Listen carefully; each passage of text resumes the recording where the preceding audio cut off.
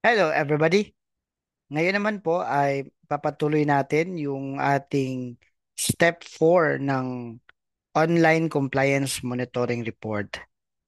Paano ba natin kumpletuhin ang step 4 ng compliance monitoring report?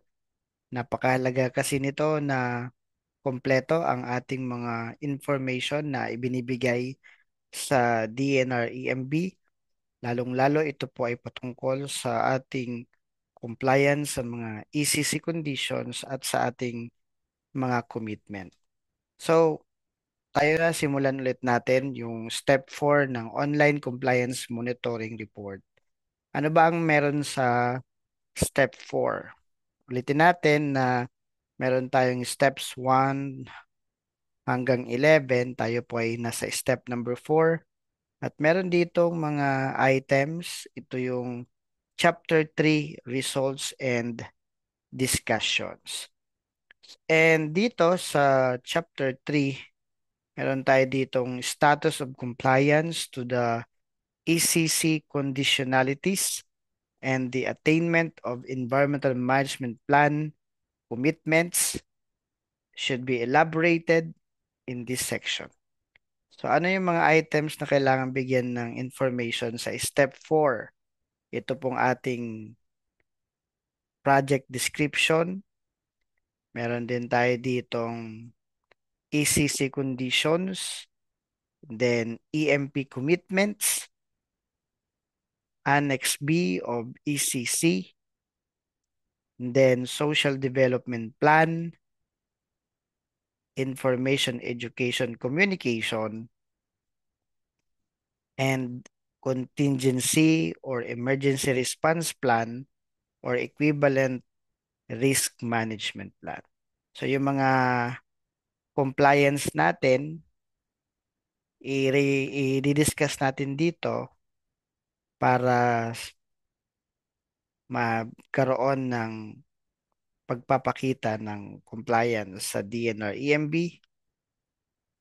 So, umpisa natin tong sa project description. Siyempre, ang ating ECC, meron po itong project coverage or limits.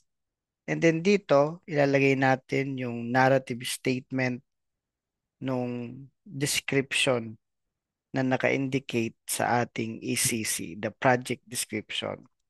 So, for example, the project covers the existing facilities with area occupied of 15,000 square meter. Lalagay mo din syempre dito yung mga ah, limits, kung ano po ang mga limits dito, lalong-lalo doon sa location. For example, located at Barangay Alangilan, Batangas City, Batangas. Yeah. So, compliant pa ba tayo doon sa project coverage or limits? So, meron tayo ditong yes or no. So, we select yes and then we can provide um, a remark like let's say complied. So, pwede din nating lagyan ng iba pang statement like the project still within the boundaries declared during ECC application. So, hindi tayo nag-i-exceed. And that's it. We shall provide here a proof of compliance to this item. Project coverage at itong sinasabi natin. So we select the file, we add the file in PDF format. And once uploaded, do not forget to click save. So general rule for every row, for every requirement, kailangan nating mag save. Now, pangalawa, yung pong components. Same din po sa ating ECC, sa ating project description. Makikita mo yung components. Pwede pong titingnan natin yung nakasulat doon sa ating ECC. Kadalasan makikita nyo po yan sa project description. Ano pa? So, ilalagay lang natin yung mga components ng ating project. Basahin nyo lang yung project description, kung ano ang mababasa nyo doon na components, yun ang ilalagay natin dito sa description, dito sa baba. So, for example, meron tayong component na the project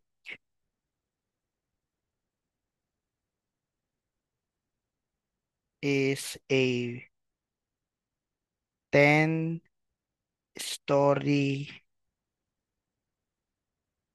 building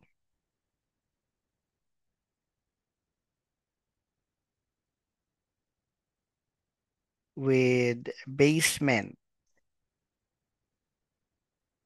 and roof deck having a total floor area of 35,000 square meters. Yan. Kung yan po yung nakasulat doon sa project description sa ating ECC. Ang tanong, tayo ba ay compliant pa rin dyan? Di nagbabago yan. Walang nadadagdag dyan sa mga components. So, lagay natin dito, yes, and then we can provide some remarks na comply. Ang iba naman, naglalagay like, um, these components have not changed or modified. And dito, again, maglalagay tayo ng file to support this compliance. And do not forget to click save. Okay po. Now, I would like to show yung pong manual template ng compliance monitoring report. Kasi doon po sa online compliance monitoring report na nakikita nyo ulit dito sa screen,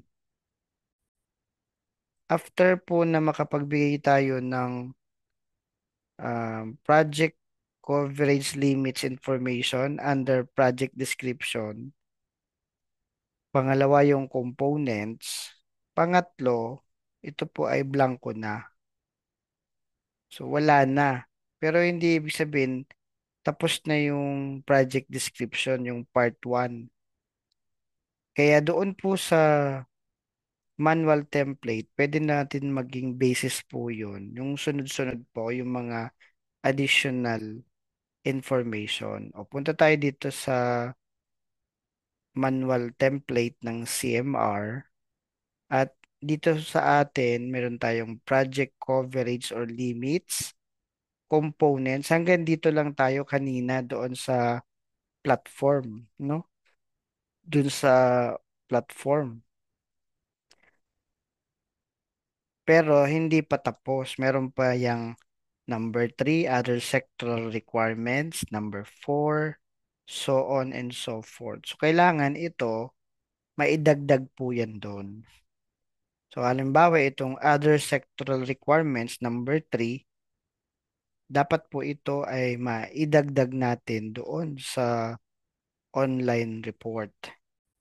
So, kanina meron tayong number 1, project coverage, number 2, components. Yung number 3, lalagay mo din dito yung requirements. Other sectoral requirements mandated by other agencies.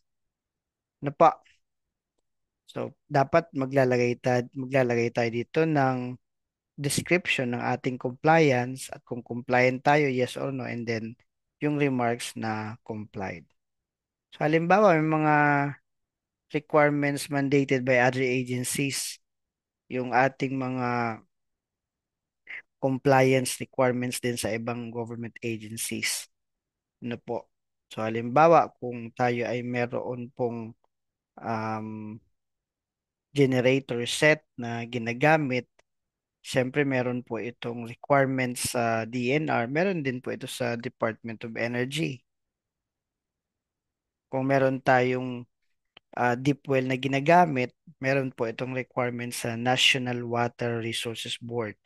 So, pwede nating lagay sa ating narrative statement dito na all sectoral requirements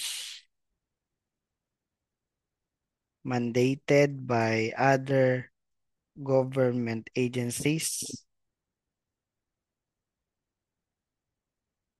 were complied. Ano po? And then, yung pong remarks natin na complied. And then, mag-attach tayo dito ng proof of compliance and then click save. So, babalikan ko ulit yung manual template ng compliance monitoring report and I repeat na yung pong mga requirements na yon kailangan idagdag po doon. Ano po? So, meron pa tayong number 4 hanggang number 16 na kailangang mailipat, mailagay doon at magpakita ng mga compliances. Okay po. So, after po doon sa part na yon, yung part 1, project description, dito naman tayo sa ECC conditions. Dito po, yung ating mapapansin, meron po ditong providing information sa mga condition na nakasulat sa ECC. Kaya kung meron po kayong ECC, i-check nyo po yung condition. Ilan po bang condition ang nakasulat doon? Kung meron po kayong hawak na ECC ngayon, o dyan, check nyo yung mga conditions. Okay? So, halimbawa po, itong ECC na sample natin, yan. So, kung ilang conditions ang nakasulat po sa ating ECC, yun din po yung mga conditions na isusulat or i-encode doon. At halimbawa, itong condition number 1 that the proponent shall undertake greening or landscaping, etc. So, itong condition number 1, kukopyahin natin po yan at ilalagay mo doon sa ating online report. So, lalagay natin dito condition number 1 and then lalagay mo dito yung specific condition. Yan na. And then, select yes or no kung compliant. Siyempre, lagi namang yes. And then, yung remarks natin na complied. And we attach proof of compliance to this condition. So, we select the file, we add the file in PDF format, and then click save. So, kung ilang conditions ang nasa ating ECC, make sure na maisusulat natin lahat. So, ito, the example natin, condition number 1 pa lang yan. Meron ka pang condition number 2, 3, and 4. So, para makapag-add, yan lang. Kopyahin nyo lang yung condition doon sa ating ECC. Lagay nyo naman dito, condition number 2. Sulat nyo naman dito yung pangalawa. So, kung kumuha tayo ulit ng isa pang condition as shown on the screen, yung condition number 2, ito. Yan. So, ilagay natin yung condition na yan doon sa online report. Just always remember na sunod-sunod yung conditions na isusulat. Yan. And make sure na compliant and then may remarks na complied. At syempre, the proof of compliance to this condition. Okay po? And we attach that file and then click save. Now, after po nung mga ACC conditions, chapter 2, part 2, meron pa tayo nitong EMP commitments. Ano ba yung mga commitments natin na kasulat sa ating environmental management plan? So usually, kaya tayo may environmental management plan because our project has actual or potential um, pollution. Pagdating sa air pollution, pagdating sa water pollution, sa solid waste generation, hazardous waste generation, meron tayong mga ganong impact yung itong ating project. So doon, ano ba yung mga commitments natin doon? I-implement ba tayo ng mga commitments na yon? So ilalagay natin dyan yung information na yon. So halimbawa, yung impact natin has to do with air pollution. Yeah. Yung project natin may impact sa air pollution. Base sa inyong EMP commitments, ano yung dinesign natin na effective mitigating or enhancement measures. So, halimbawa, naka-indicate is regular and proper maintenance of installed generator set. And syempre, compliant tayo dyan sa commitment na yan. Okay? And then, ang remarks natin ay complied. Minsan napakadali lang itong salitang complied. Pero kung gusto nyo pa, masipag kayo, kumplituhin nyo to. Pwede mong bigyan ng additional information like the generator set is typically on standby mode but is properly maintained. Yan. O, ibig sabihin, mayroon tayong ginagawa doon sa ating commitment. And again, choose the file, add the file, yung proof of compliance to our implementation of environmental management plan. Yan, tapos click save. So kung meron pa tayong iba, yung mga hindi lang air pollution, 'di ba? Meron pa tayong mga sa water pollution, no? Ang impact natin diyan, ganun din. Lagay natin water pollution. At ano yung mitigating measures? 'Di ba? Naglalagay tayo ng provision of waste water treatment facility. Probably hindi lang yan yung nakadisenyo sa atin, sa ating environmental management plan. Pero pwede nang simulan yan. Ano ba? Nagagawa nyo ba yan? Naibigay ba yan? Nagawa ba yan? Compliant is, syempre, yes. And then, remark is complied.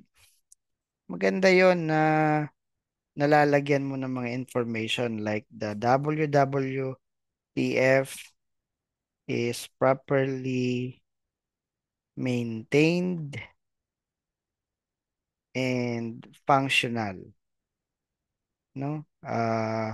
Lagay mo pa ay the result of laboratory analysis shows compliance to the standard set by DNR, EMB. Yun. Again, select the file, attach the file of your proof of compliance, and then click save. Okay po. So, kayo naman doon sa solid waste, hazardous waste. And then part 4, we have Annex B of ECC. Meron tayong Annex B of ECC. Doon po sa inyong ECC, makikita niyo yung um, mga additional requirements, no? Mga additional requirement, yan yung annex. Halimbawa, isa sa condition na nakasulat doon, requirement number 1, yung pong ensure, ay papalaki natin, ensure that a social participation process is undertaken with the LGU and stakeholders prior to the implementation of the proposed project. O, kung ginawa ba natin yan? No? Yan, kopyahin nyo lang po yan. Ginawa ba natin yan? Siyempre, oo. Yan. Actually, yung iba, ang ginagawa dito, ah, tinatanggal nila tong buong statement kasi parehas lang naman, nilalagyan lang na requirement number 1. Yan, 1 na lang. Tapos, ito na yung description. Sinulit lang eh. And then, ano yung remarks? Yan, halimbawa, kung yun ang requirement, social participation has been undertaken prior to the implementation of the project as part of the EIA process. Okay, so meron ba tayo diyang proof of compliance? As choose the file and then save. Okay? Kung ilan po ang nakalagay doon sa ating ECC ng mga requirements, no? Lalong-lalo sa mga general conditions, no? May minsan may makikita ka doon, maalala mo yung that a billboard containing this message, o yun yung mga requirement pa. So saan natin ilalagay ba yung mga information na yun? Ano po? So balik natin. Doon naman tayo sa ano sa online report pa din. So meron tayo dito part 5, social development plan. So sa social development plan, kung may requirement doon, hanapin nyo.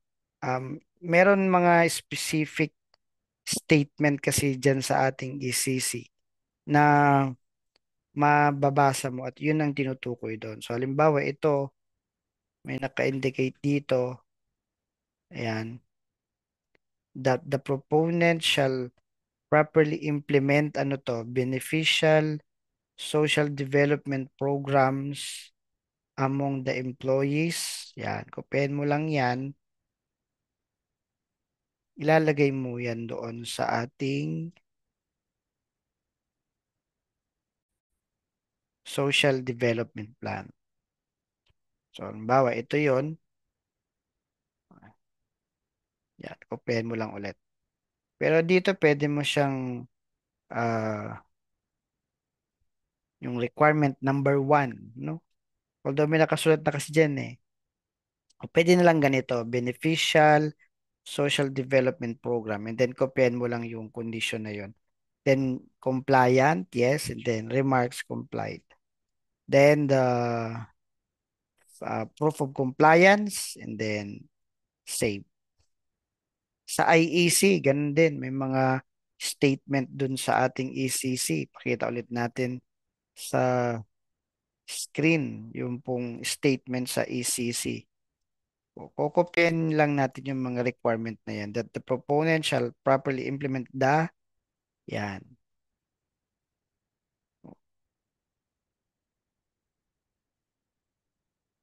And ilalagay natin sa ating online report sa description. Dito pwede natin ilagay IEC plan. Yan, nasusundan po. So yung mga information na nalagay natin dito, yun din lang nasa ating ECC. At we just um, provide information ng ating compliance. So kung yan yung requirement, meron ba tayong compliance dyan? Add the file and then save. Okay, and panghuli yung contingency and emergency plan. Meron tayo ditong mga statement din sa ating ECC about contingency and emergency. Yan, hahanapin mo lang yan doon.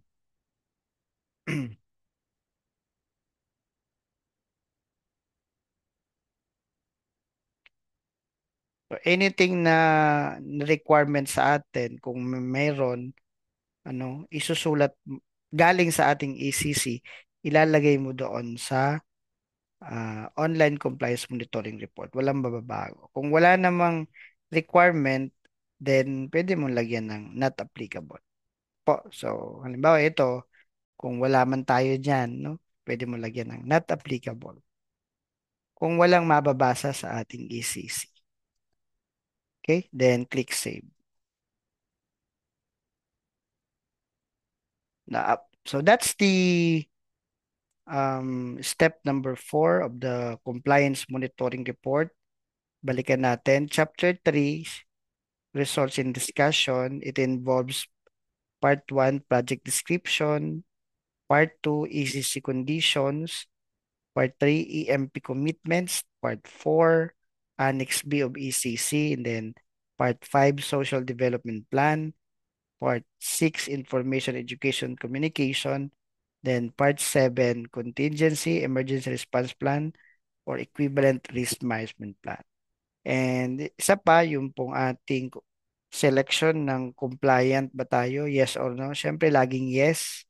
And then, we add the file, the proof of compliance, and then save. So, after that, proceed na kayo sa step number 5. Click nyo lang tong next button. O kung gusto nyo bumalik sa step number 3, click nyo po yung previous button. So, yun lamang po. At kung gusto nyo pang malaman kung paano yung step number 5 naman ng compliance monitoring report, please subscribe, please share, and like this video. Thank you very much at mabuhay tayong lahat.